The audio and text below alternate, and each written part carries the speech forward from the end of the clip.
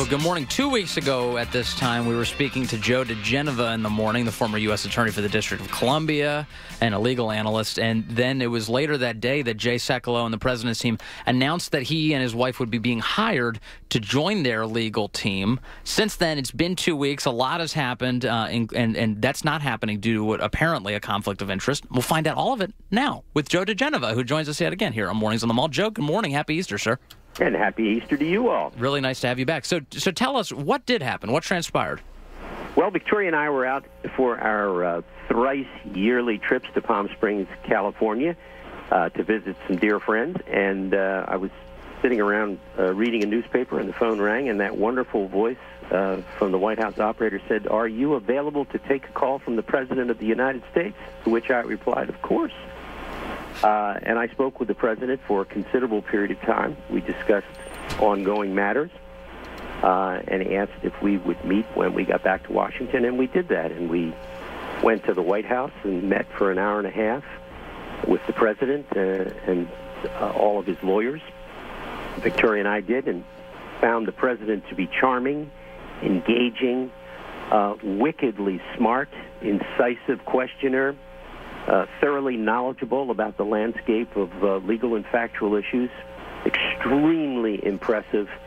And I must say, I voted for the president. I've always liked him. I left the White House not only liking him, but admiring him immensely and his strength and courage. And I left the White House delighted to have met him. Number one, Victoria and I were just delighted. He gave us a personal tour of the residence. It was a thrill and very enjoyable, and again, charming beyond belief and just wickedly smart. Mm-hmm. Wow. So that meeting took place, was that Thursday of last week or the prior? It could have been. I don't remember right now. Oh, okay. I think it was. Okay. And then and then after that happens, there was the announcement that you would not be a part of the legal team regarding the Mueller special counsel. Is that right? Well, what happened was the president tweeted out that there were some conflicts. Jay Sekulow then issued a statement for the president saying that there were some conflicts that had arisen, but that we were going to continue to work with the president in a number of capacities, and we issued our own statement saying we were honored by the opportunity to have visited with him and also to have advised him, right, and that we look forward to working with him. And we have spoken with the president a number of times since then. Since then, okay. So could you in any way characterize the legal conflicts, or is that attorney-client privilege? Well, I can tell you that we represented 3 people in the Mueller investigation, and while they were not technical conflicts, in other words, they would not have prevented us from doing what we were asked to do, there was a perception that some people thought it looked bad ethically, which it wasn't. It was perfectly legitimate to represent a lot of these people. And to also represent the president, but we said, look, we'll help in any way we can, and here we are. But it was an appearance thing. It was the politics of it, and perfectly understandable concern on their part. Yes, and Jay Sekulow said in his statement that you and your wife may be working with the president in other legal matters. You said you've spoken with the president since. Go ahead. Yes, absolutely. And I'm going to ask you to speak up. It's really tough hearing you. Oh, sure. Just that Jay Sekulow said in his statement that you and your wife will be working with the president on other legal matters. That's correct. Can you give us a sense of what those matters might be? That is confidential, and I cannot. Okay. All right. Well, this has been a wild 2 weeks for you. It's been wonderful, and I must say extremely fascinating. And who knows? You know what? There's more to be done here. Look forward to going over there again. Joe, I have a technical question for you. It comes from a piece on Dan Abrams' website, which is Law and Crime, written by a lawyer there named Robert Barnes. And he goes into Jeff Sessions recusing himself, and he said that Sessions only recused himself from any existing or future investigations of any matters related in any way to the campaigns for President of the United States. So it doesn't authorize Sessions to recuse himself for anything beyond that. Would Sessions then be within his legal rights to call Manafort off? Call Mueller off, for instance, Manafort, what he was going after Manafort for, because Paul Manafort brought a motion to dismiss.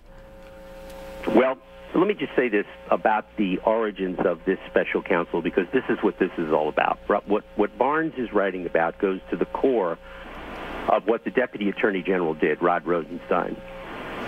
Rod Rosenstein's appointment of Robert Mueller was illegal. Under the regulations and law that established the appointment of special counsel, there was no underlying crime that was identified by Rosenstein when he appointed Mueller. An underlying crime is required for the appointment of a special counsel. You don't appoint a special counsel to rummage. You don't appoint a special counsel to do intelligence investigations, which is what he did. He names no crime in the appointment papers.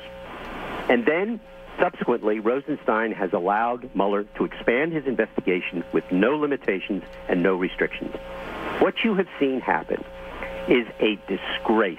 What Rosenstein did is a disgrace. Let me underscore that. Look what Jeff Sessions did with the FISA unmasking, illegal leaking part of this nonsense. He, Sessions, appointed a sitting U.S. attorney to study the matter, and then later down the road, if it's required, to appoint a special counsel. Ask yourself this question. Why didn't Rod Rosenstein do that? Why didn't he find a sitting U.S. attorney to investigate a non-crime? Plenty of people that could have investigated that without appointing a special counsel.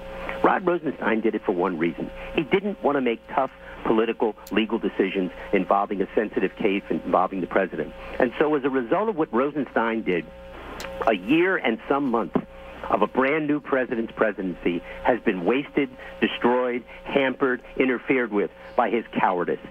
Rosenstein is a disgrace. And this situation should have never existed, and Barnes is absolutely correct. Sessions could intervene right now and tell Mueller to cut it off, stop it, you're not allowed to go this, there, and the other way, because he's not recused from running the department.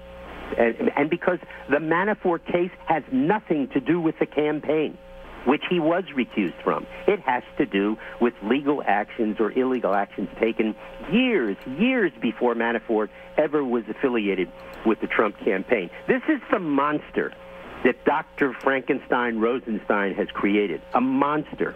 But if Jeff Sessions did that, what would be the next accusation? Well, the bottom line is he's not going to do justice, it. You know he's what I mean? not going to do it. You don't even have to go any further. Of course he's not going to do it. It's too late. Right. Once you let this cat out of the bag, once you appoint a special counsel, you're stuck with it.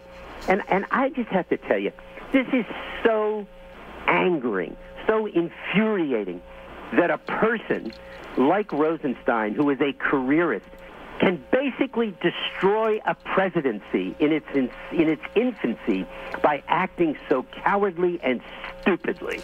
Well, since the last time we talked to you, a lot has transpired, so we're going to hold on to you and chat a little bit more with Joe diGenova in just a moment. 7:15 now.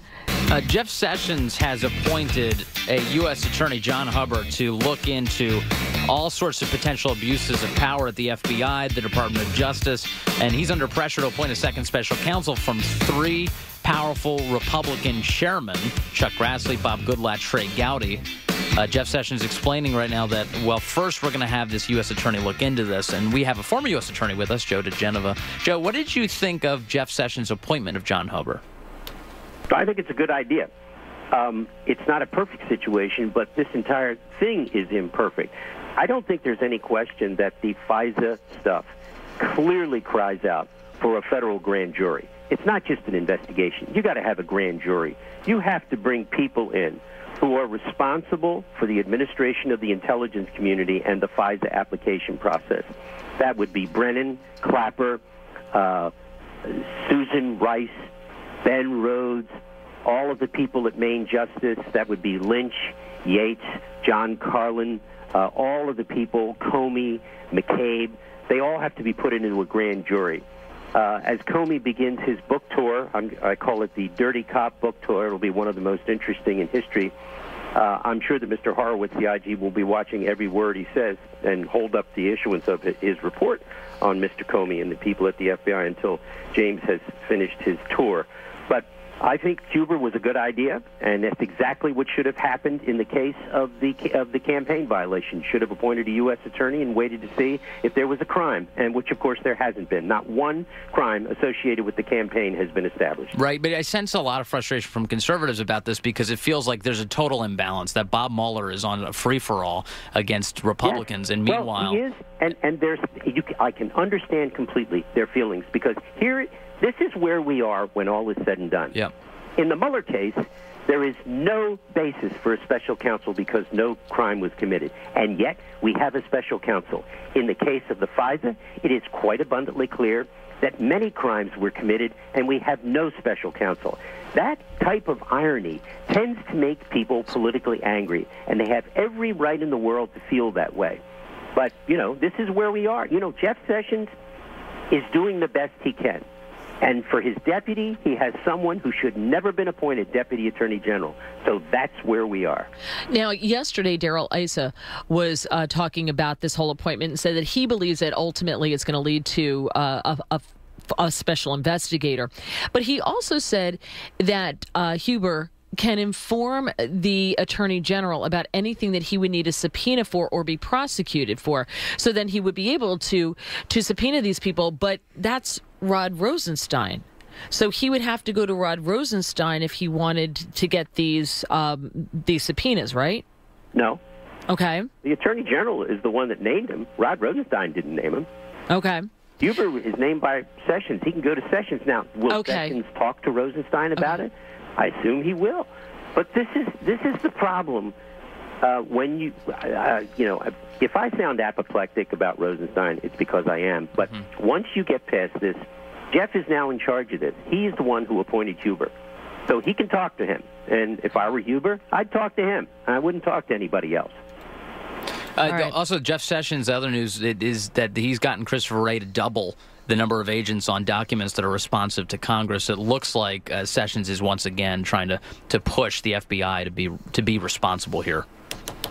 Well, it's a little late. I must say, I thought Chris Wray was on a milk carton there for a while. Yeah. After Parkland shooting and other things, he sends out an acting deputy director to explain the FBI's massive failings in the Parkland shooting case, where they missed two opportunities to deal with this killer.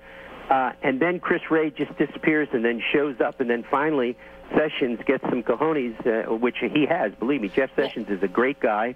When he's allowed to do his job, he can do a fabulous job. I've known him for over 30 years. We were U.S. attorneys together. Jeff is a great guy.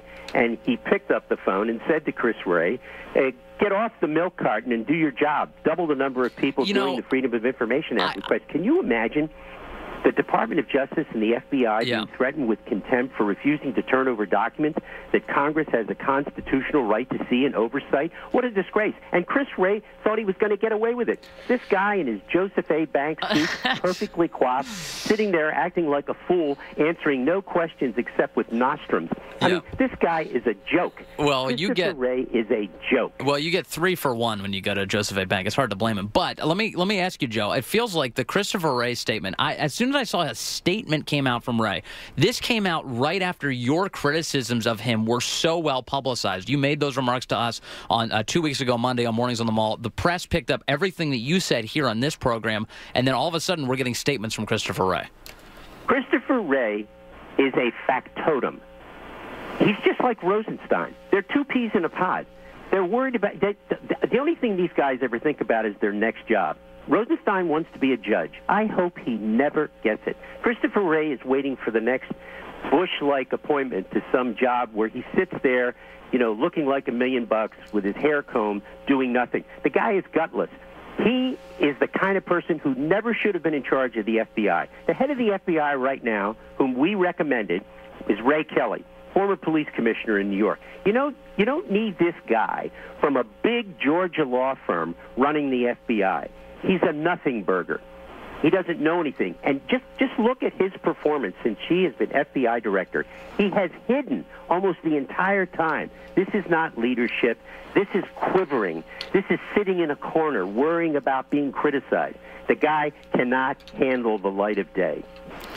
Well, Joe, it has been so wonderful having you back, and we still had a whole bunch of things we wanted to talk to you about. So we have a backup of things to talk to Joe about. But thank you so much for joining us again. Welcome back, and a happy Easter to you. Great to talk to you guys. Happy Easter. 7:23 on WMAL.